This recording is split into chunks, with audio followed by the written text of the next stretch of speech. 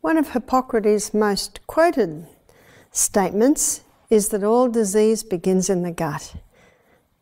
In our lecture, I'm going to take you through the gut. We're going to start with the mouth, and I'm going to take you on a journey all the way through your gastrointestinal tract. It's about 8 meters long, and anything that goes into your gastrointestinal tract is not part of you or me until it gets broken down into tiny little substances absorbed into the blood. Then it becomes part of the life of the flesh, and actually one of the reasons why the blood is called the life of the flesh. So what I'm going to look at in this presentation is I'm going to go through this amazing process that changes the food that's on our plate to microscopic substances that can now go into the blood and be taken to what we often call the CBD, the central business district of the human body, the inside workings of the cell. So let us begin with the mouth. The mouth is the only part of our gastrointestinal tract where we have say. We have say over what goes in, we have say over how much goes in, we have say over how long it actually stays in the mouth, and we also have say over the environment that is surrounding us when we eat. Notice with the mouth too, it's the only part in the body where there's exposed bone, and this exposed bone, of course, is the teeth. And the teeth play a very important role in digestion because the teeth's main role is to break the food up into tiny little particles. You see, the tinier the particles are broken up, the larger the surface area is for the gastric enzymes to work on. So very important that we chew, chew, chew. And in this very fast society, many people eat just too fast. And there's no teeth anywhere else in our gastrointestinal tract. This is the only place where it can be chewed. So very important to chew the food very well. In the mouth, the pH is alkaline. And one food that's broken down in the mouth is starch. So starch would be all the cereals, breads, biscuits, pastas, things like that. And the enzyme that breaks down the starch is ptyalin. Ptyalin is an amylase, and it's the enzyme that breaks down starch. The first teeth that we got were 4 at the top and 4 at the bottom. Those teeth are called milk teeth, and they usually appear between 7 and 8, 9, 10 months of age. Some babies don't get their teeth till even 11 months of age. They're called milk teeth because that's all babies should be having, is milk. But it's also taste time. That's a good time to get your baby used to tastes. I used to give my babies a lump of apple in a little net bag and they could suck away on that, or I'd chew or cut all the corn off a cob of corn and give them that and they suck away on that.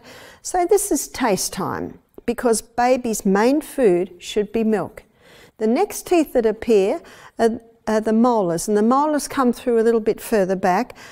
And when the molars come through, and remember they're the grinders, when the molars come through, then the glands release ptyalin. And ptyalin is the enzyme that breaks down starch. You know what this means? And this is just basic anatomy and physiology. It means no baby should have any form of starch until the molars are fully through. Now that can be anywhere from 14 months of age to even 22 months of age. And what are most mothers told to give their babies? 4 to 6 months. Starch, cereal, rice cereal, pure starch. And what that does is it sets up malabsorption syndrome in the gut because the baby has no ability to break it down. You see, the signs that a baby is ready to eat is that they can sit, they can pick up the food, but that's not enough because a lot of babies can do that by 8, 10 months of age. The last sign is the teeth. The teeth are the guide. The only other food that's broken down in the mouth is saturated fat. Saturated fats, and I'm particularly referring to the coconut oil, the best, has got medium chain fatty acids and short chain fatty acids. And it's the medium and the short chain fatty acids that are broken down in the mouth. Underneath the tongue there are sublingual glands, and those sublingual glands release lingual lipase. And lingual lipase particularly or specifically is the lipase that breaks down your medium and your short chain fatty acids. That's the only digestion that happens in the mouth. The other fats, they're broken down later on. Now we come down into the stomach. That is the next point of stoppage for your food. Notice that the food comes through the cardiac sphincter.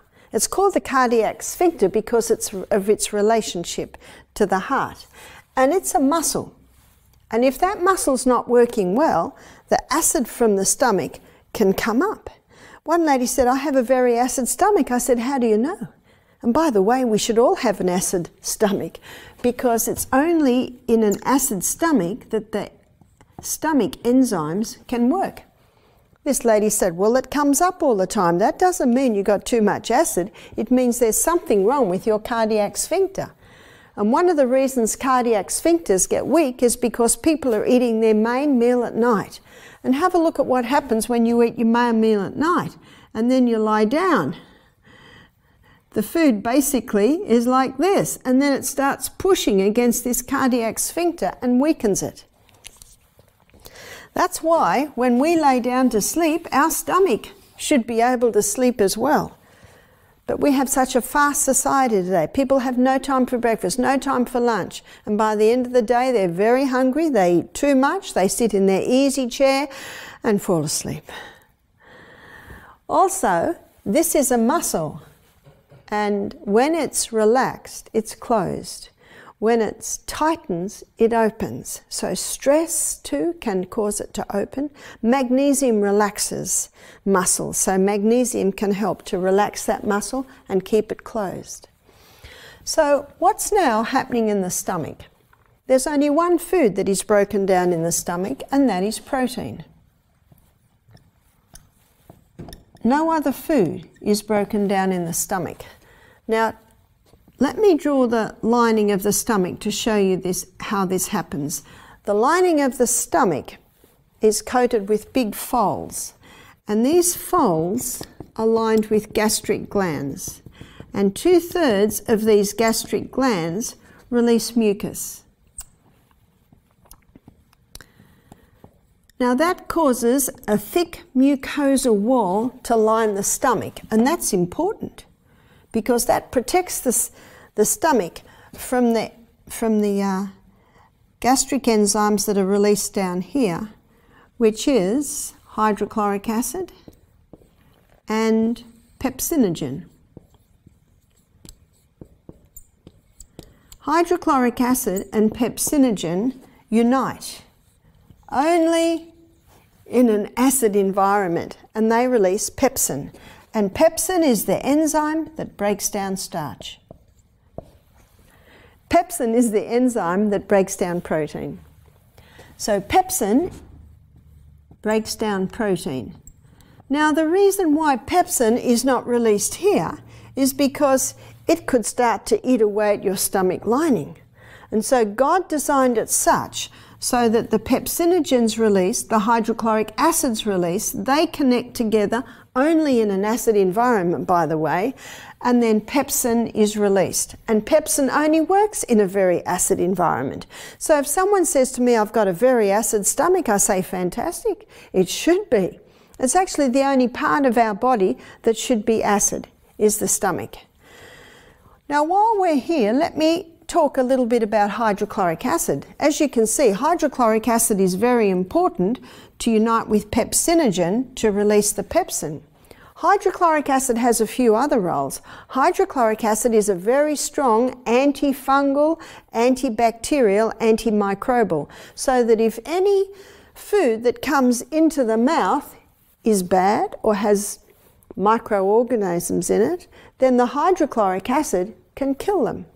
In fact, the only people really that get food poisoning are people with low hydrochloric acid, because if our hydrochloric acid levels were as they should be, they would be able to immediately eliminate any harmful pathogens.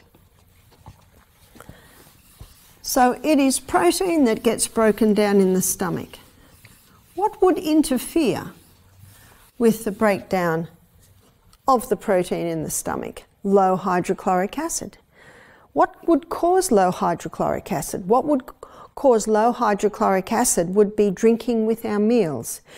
You see, if a person drinks with their meals, they immediately begin to neutralize the acid condition in the stomach. And the stomach actually has to stop digesting, get rid of that water, bring the pH back to the pH that it was, which is down. You see, the pH should be about 2.5. And you put water in there, it'll bring it up to 3.5 or even even up to 0.4. It can bring, if you put water in the stomach, it can bring 2.5 up to 3.5 or even up to 4. And pepsin will not break down protein in that environment.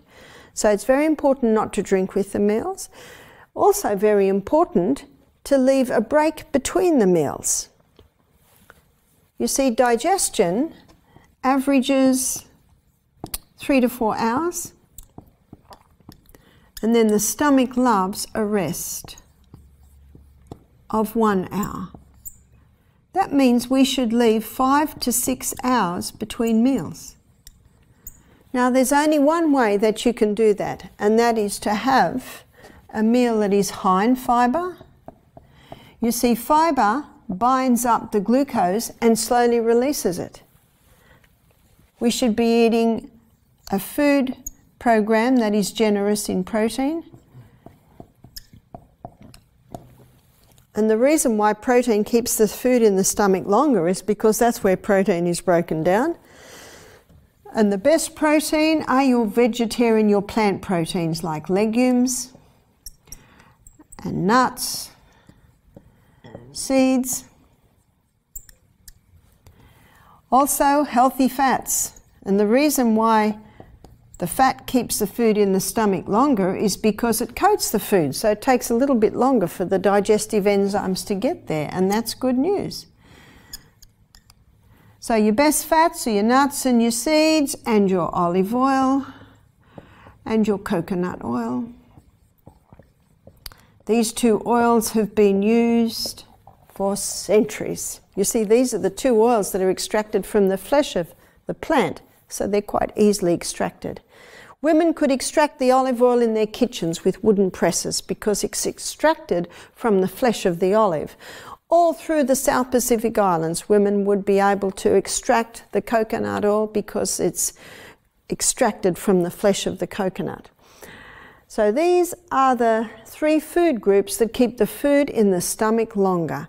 They actually give a nice, constant delivery of fuel, which is what every cell in the body needs.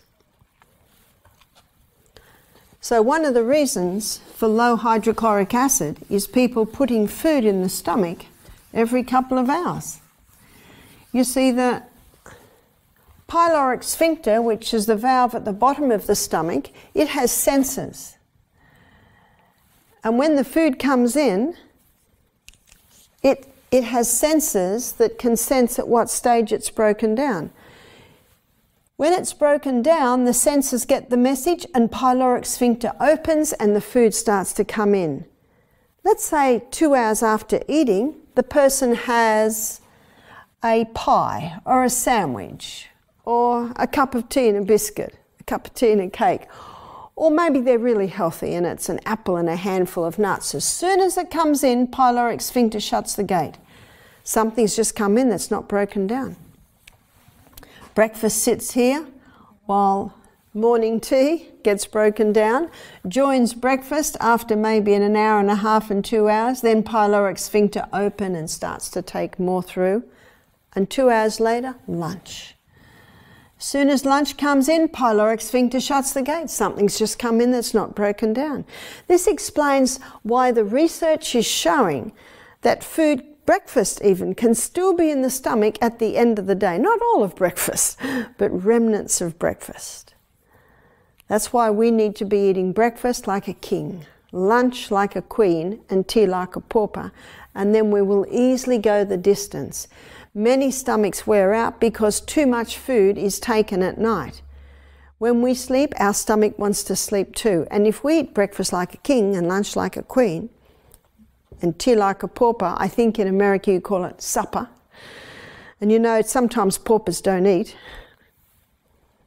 And that looks after the stomach. Let it rest when you rest at night. Take your water between your meals and not with your meals. Chew very well.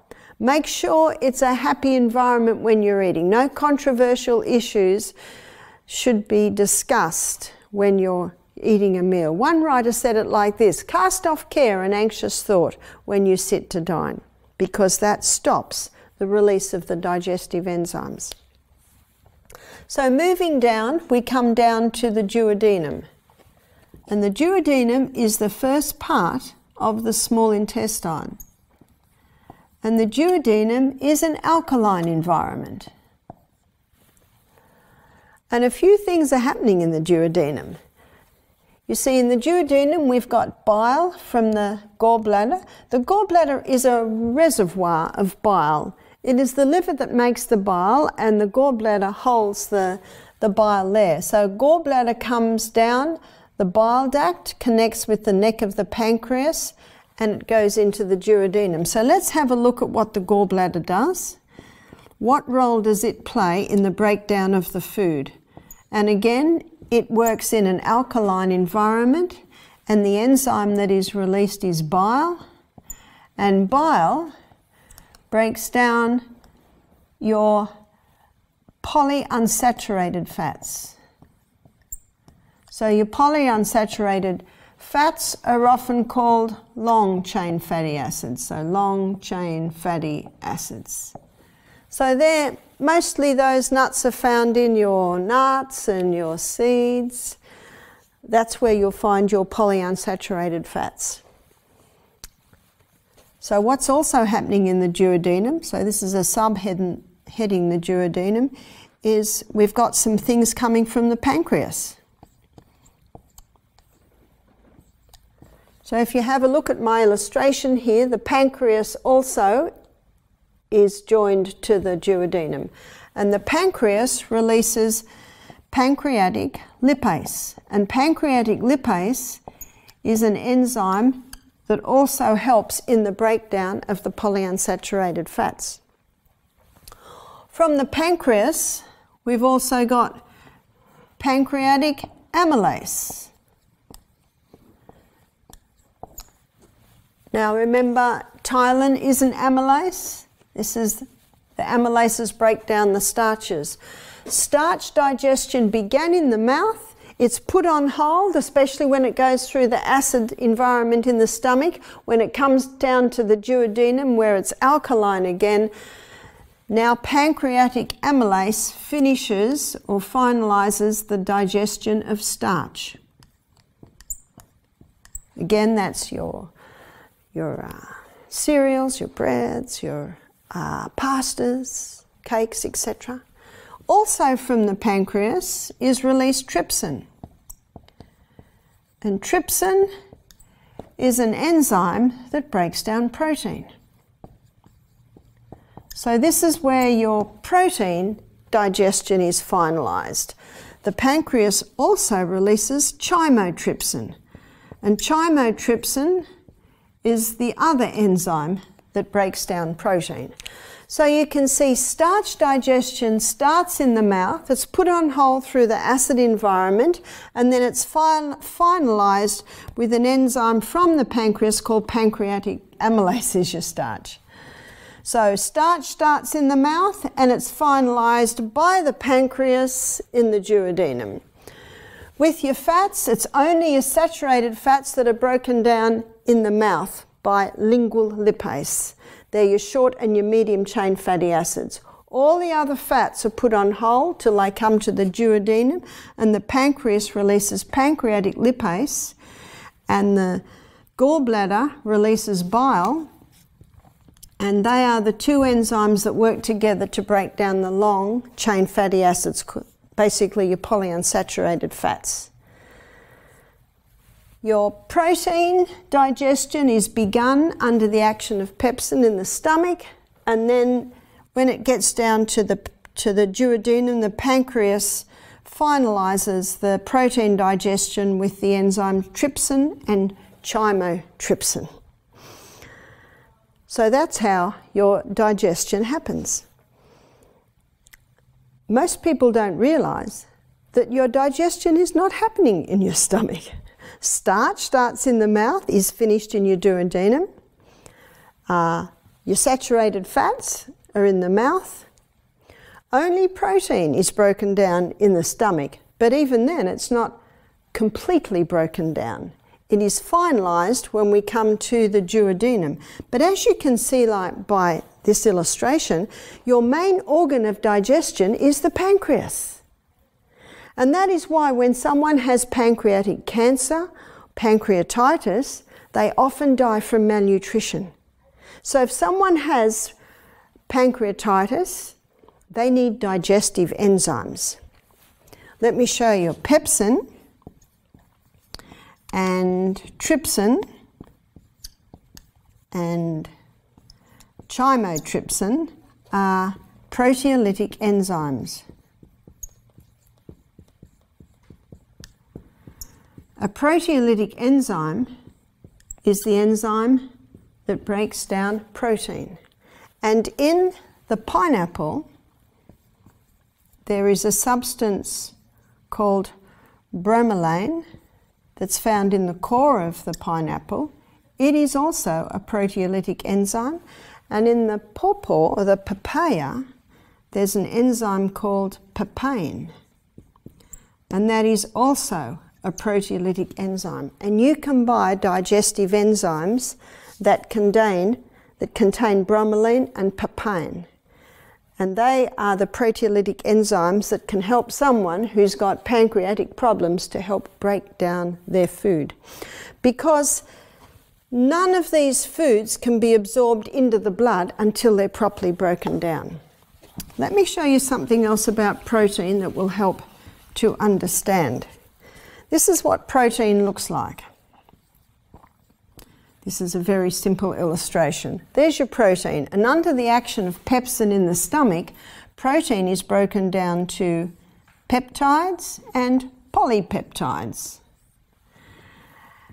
Now often the peptide and the polypeptide, that is how they travel down here, and then the pancreatic trypsin and chymotrypsin break the peptide down to amino acids, and the polypeptide down to an amino acid and a peptide, and then the peptide's broken down to amino acids.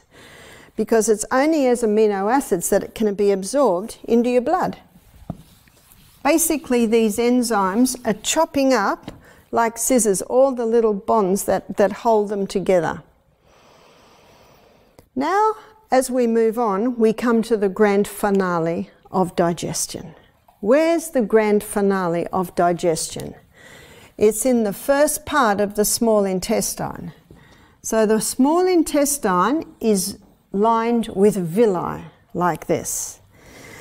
And in one of the other lectures, I was explaining how the villi is coated with a thick turf wall, and that thick turf wall is made up of bacteria.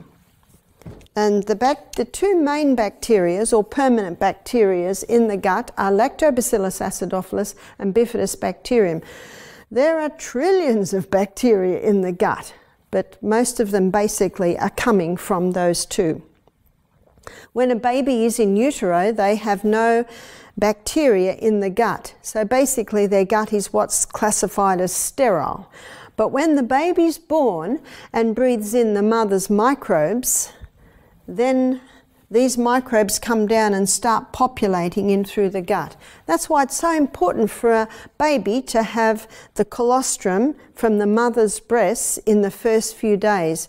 You see, the milk doesn't officially come in till about the 3rd day after birth. But the first 3 days, there's a thick, creamy substance made by the breast. It's called colostrum, and it is heavily laden with microbes. If you talk to a farmer, if a calf does not get the mother's colostrum in the first few days from the mother cow, they know that that calf will ever be a sickly calf. Now you apply that to human beings. Very important for baby to get the colostrum in the first few days of life. They're even selling colostrum supplements now. Some say, what do you think of that? Well, I actually don't agree, because it's for the cow, it's not for the human, and the most important time for us to get it is the first few days of our life. Now this basically is where the grand finale of digestion happens. These microbes are responsible for the final breakdown of our nutrients. These microbes, often called the healthy bacteria or the healthy flora, they are also responsible for the absorption of our nutrients through that brush layer, that thick turf wall of microbes, and into the blood. These microbes also play a protective role. So they play a protection role. They are protecting the blood from any harmful microbes that may be in the gut. This thick turf wall also serves as a source of nourishment for the cells that line the gastrointestinal tract. The cells that line the gastrointestinal tract are remade every 3 to 5 days. So one writer called that's the nursery. That's where the new cell is made. It travels up and then away it goes every 3 to 5 days. And this little cell is nourished by this gut flora. So you can see that this gut flora is very, very important. They have found that babies born via caesarean section, they don't have gut flora in their gut, they have skin flora. And they have found that babies born via caesarean section are more prone to allergies. They're not as strong a baby, they're more sickly a baby. So what can a mother do if she has had to have a caesarean? Well, she can paint her nipple with a little probiotic powder first thing in the morning. And I would do that for a couple of weeks, and that will help encourage the baby's gut to be lined with the proper flora. One British, he was a British endocrinologist, and he was an obstetrician, so he was specialising in birth. He maintained that 80% of babies born via caesarean section were unnecessary. He also maintained that 80% of hysterectomies were unnecessary. Sometimes things are done a little bit too soon. You see, women's bodies were made to birth, but it is also a woman's responsibility to be eating nourishing food, to be exercising through her pregnancy, to have adequate water, and to read about birth so that she is educated in what's about to happen to her. And most women would birth a lot easier if they did that. A lot of women just let their bodies go, they don't exercise, they don't eat nourishing food, and so it's very difficult for that body to go through birth. So I feel sorry for doctors, because often they are forced to take these steps because the woman has not looked after herself to be able to do it naturally. I call this the grand finale of digestion. Now let me show you what's in the villi. Inside the villi is a lacteal. That's part of the lymphatic system, and then throughout the villi is the blood capillary network.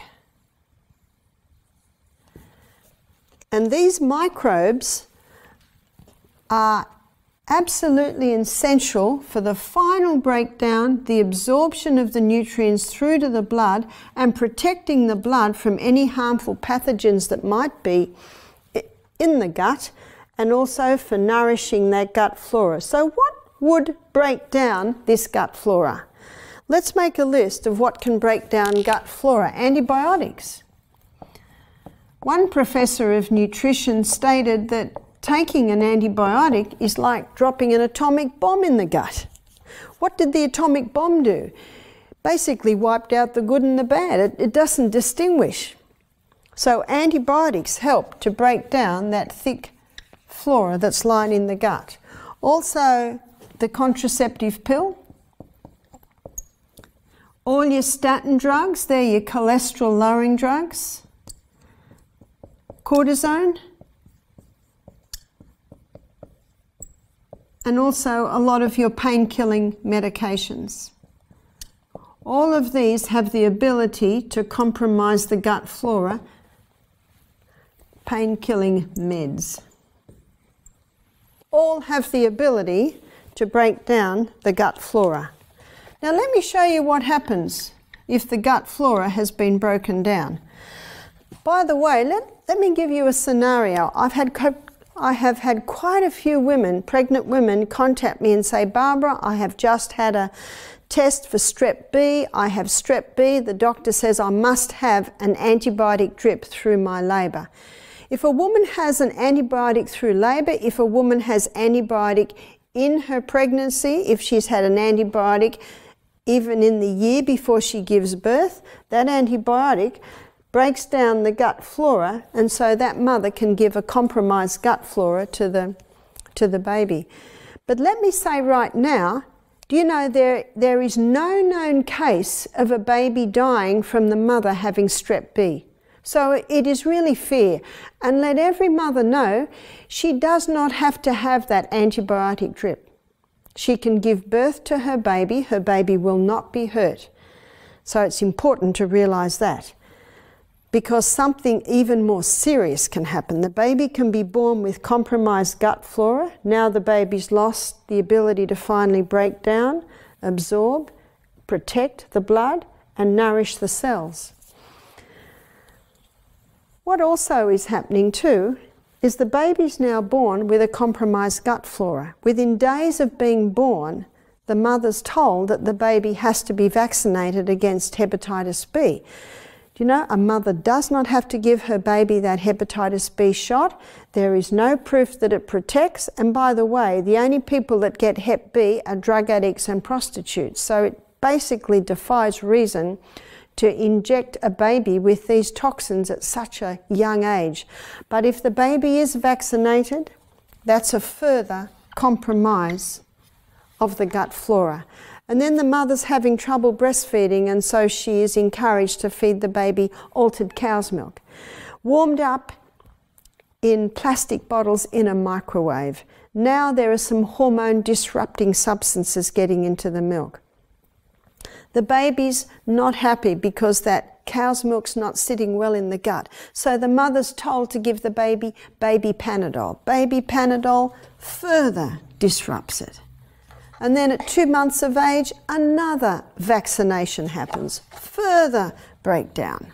And then at 4 months, the mother's told to start giving the baby rice cereal. And only a week after that, the baby's vaccinated again. The amount of women that have said to me after the 4-month vaccine, the lights went out in their baby's eyes.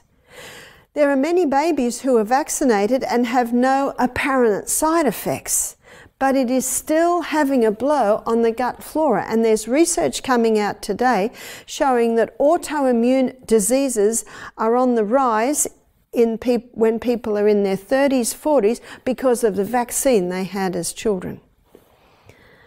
So we need to look after our baby's gut. Let me show you now what can happen with this compromise. Not only is the breakdown, absorption, protection and nourishment being lost, but something now is getting into the blood that should never get into the blood. Let me illustrate.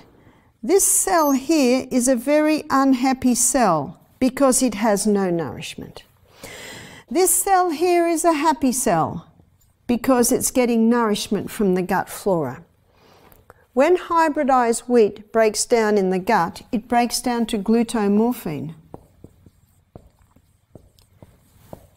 And when cow's milk, especially the altered cow's milk that is found in the supermarket, breaks down in the gut, it breaks down to morphine.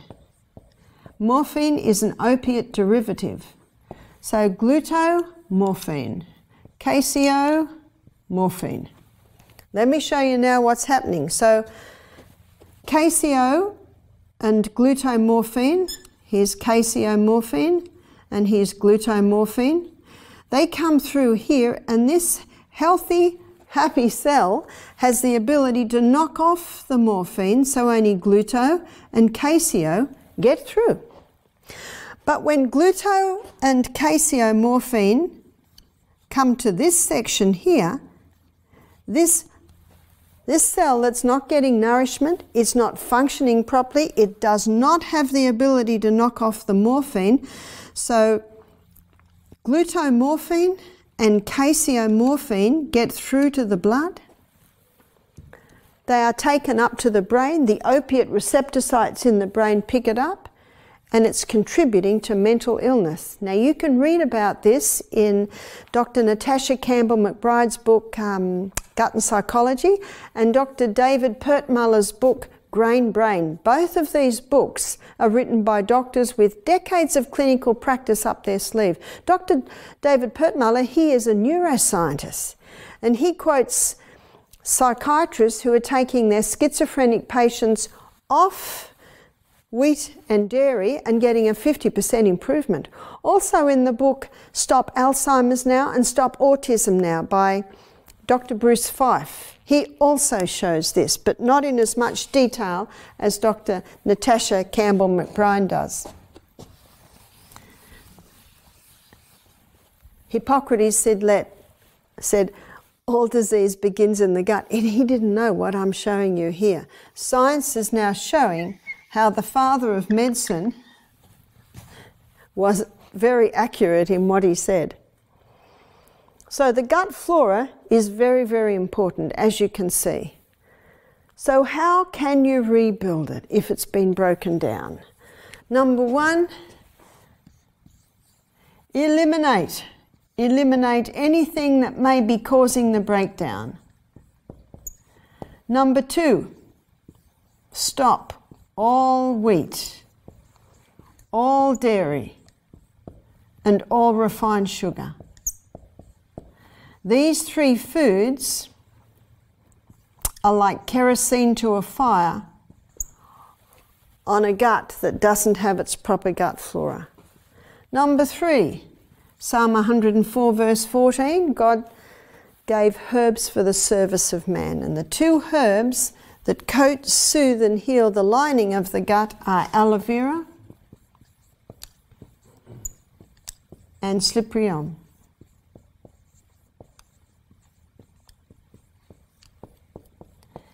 There is no need to take both together, but there's definitely a need to take them when the gut is not working well. I had a lady come to a presentation I gave like this in New Zealand. When I'd finished the presentation, she said, Barbara, what you are telling me, no one has ever told me. I have had Crohn's disease for 30 years. She said, I go to the bathroom 6 times a day. I am still bleeding, I have pain, and she's on medication. 2 days later, so this was Tuesday night, Thursday night she came up to me and she had a big smile on her face. She said, I'm no longer bleeding. She said, I have no more pain, and my bowel movements have gone from 6 a day down to 3 a day. That's 2 days. 2 days. Very quickly the gut responds because these cells are remade every 3 to 5 days. Most people are not aware of how irritating these three foods are to the lining of the gut. So once you start implementing this, the results can happen quite quickly. Coming down to the end of the small intestine, by then most of the nutrients are absorbed. So the only thing really that's coming down here is basically fibre. It is at the last part of the small intestine. This is the ileocecal valve here, so this is called the ileum, and this is where our B12 is absorbed. B12 is a very interesting substance because B12 is locked up with an R protein and hydrochloric acid releases it. But also in the lining of the gut, the intrinsic factor is released. So the B12 released from its R protein and the intrinsic factor basically link halfway down the small intestine, and then they're absorbed just before the end of the small intestine before it goes into the large.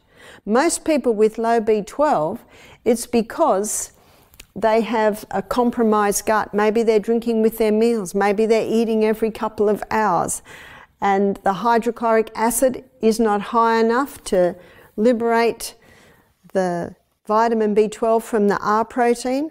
Or maybe they're drinking too much with their meals and eating all day long, or eating a big meal at night, and so the intrinsic factor's not being released. This is why we always have to put the detective hat on and find out, why are these things so?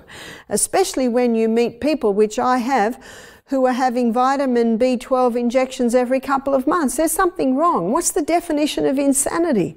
To do what you've always done and expect different results. Notice, just as we're going into the large intestine, the appendix is there, and God didn't make a mistake when He put the appendix there. One lady told me that she had to have her right ovary out. So that's, the appendix is on your right side. She had to have her right ovary out because it had some cysts on it. And when she was recovering and the doctor came in, he said, "Oh, by the way, I took your appendix out too." Whew. He has no right to do that. We need these body parts. He just thought, while I'm there, now it won't cause you any problems. But the appendix is important. The appendix has two main roles. One of its name is the colon's oil can, because it lubricates the contents to take it through with a lot more ease. It also releases antibacterial fluid. And if what's coming out of the small intestine is pretty toxic, then the appendix needs to release a lot of antibacterial fluid. Well, what would be toxic? Dogs can get away with eating meat because their gastrointestinal tract is probably only about 1.5 meters long. Ours is 8 meters long. So by the time meat gets all the way down here, it's starting to putrefy. Now that's pretty toxic. And if the person had a glass of wine and say a bowl of ice cream, sugary, milky ice cream, that's further causing toxicity. So what's coming out of here, it's pretty nasty. And so the appendix releases antibacterial fluid to calm it down while it gets through and finally comes out. That's why if someone insists on eating meat, I say you've got to eat a lot of vegetables to try and get that through quickly. Now, one of the main functions of the large intestine is to take water out, so stools are formed, because the matter, when it comes from the small into the large intestine, basically is liquid. And so what the large intestine does is it takes water out, so by the time we're getting down to the end of the descending colon, this is the ascending colon, transverse colon, descending colon. By the time it gets down there, then it begins to have form. Now, if the person chewed too fast, big lumps come into the stomach, they're drinking with their meals, so the protein's not getting broken down properly. They come to the duodenum, and trypsin and trimotrypsin come along, but they can't do a lot because the protein hasn't had its first breakdown.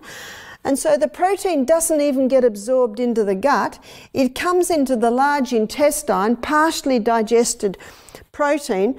The large colon then has to create a lot of bacteria to try and calm it down so that it won't hurt you and get it through. And they are finding now that people that live on antacids, a lot of antacids, of course, stop protein digestion, they're finding that they're getting colon cancer. For years and years, the protein hasn't been able to be broken down. It gets down to here, and then the colon has to create a lot of bacteria to try and calm it down. Notice with the colon, there are lots of little grooves in and around the colon. When a person is having a refined diet of white bread, white pasta, white cereal, lots of sugar biscuits and meat, none of those things have fibre. So it's very easy for them to get caught, especially in these. This is called the hepatic flexure, this is called the splenic flexure, and things get caught in there and they can actually start to rot and break down. You'll find countries that are high meat eaters, they have the highest incidence of colon cancer. My daughter's neighbour had colon cancer. He eats all refined foods, lots of meat. He's an accountant. He sits at the desk all day. He doesn't drink water because he doesn't want to have to keep going to the bathroom. So that is a recipe for colon cancer. This colon needs to be swept every day and fibre sweets it. This colon also needs to be stimulated so it keeps moving, and that's what the fibre does.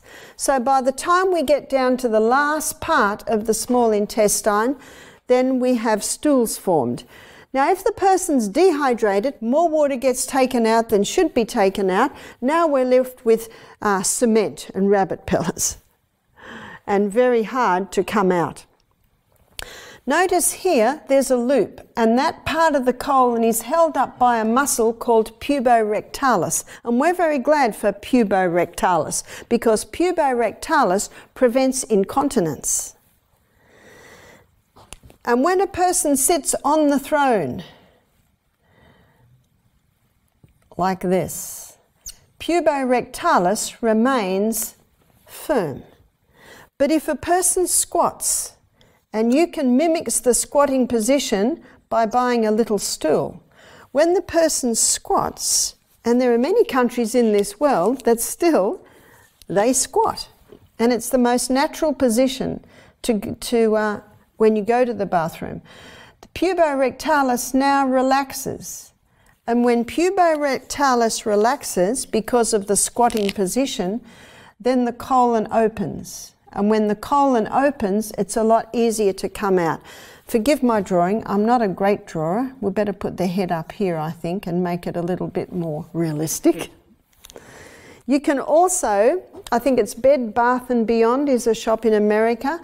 They sell squatty potties now. And squatty potty is a little stool that sits around the toilet.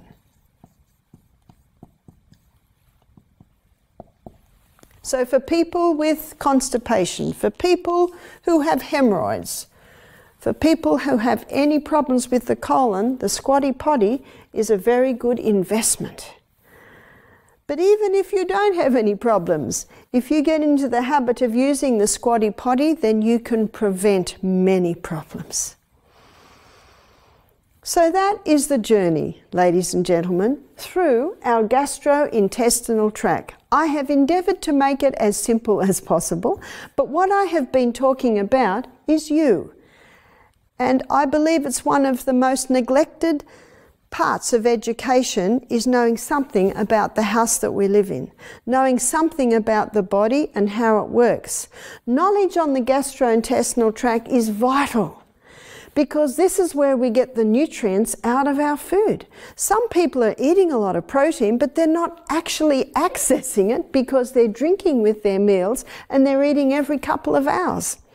Many personal trainers and doctors tell people to eat every couple of hours. But one of our most modern authors, his name is Dr. Michael Mosley, he's written a book called Fast Diet. And it's one of the only modern authors that I've read of that's saying, no, we need to have breaks between our meal. It's called fast diet because he says fast between the meals. It's really not a fast. Most digestion happens in 3 to 4 hours, and then our stomach needs a 1 hour rest. You're not going to die of starvation in that hour, because as you can see by what I've shown you, even when the stomach's empty, the food's being absorbed in the small intestine. Your cells are still getting that. Many people that get hungry 2 hours after a meal, it's because they're thirsty. And the body often doesn't know the difference between thirst and dehydration. My son Peter came to me once, I think he was 15. He said, "Mum, the water's not doing it anymore." I looked at my clock and said, "Great, it's lunchtime. It's time to eat." And that's what you will find. In my home, when my little grandchildren there, if they don't want to drink before breakfast, I say, sorry, sweetheart, you won't be able to have breakfast. But you know what you'll find? I do this with my grandchildren. They have half a glass of water, and then they can have a crystal of Celtic salt, and they love that.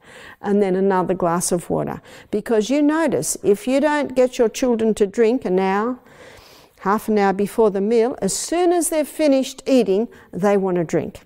It's because they're thirsty. A lot of digestive juices, obviously, are made from water. So if you're dehydrated, you're not going to be able to digest your food properly. So please, have a respect for these delicate organs of digestion that God has given us. Because right physical habits promote not only mental superiority, but long life and strengthen the human body.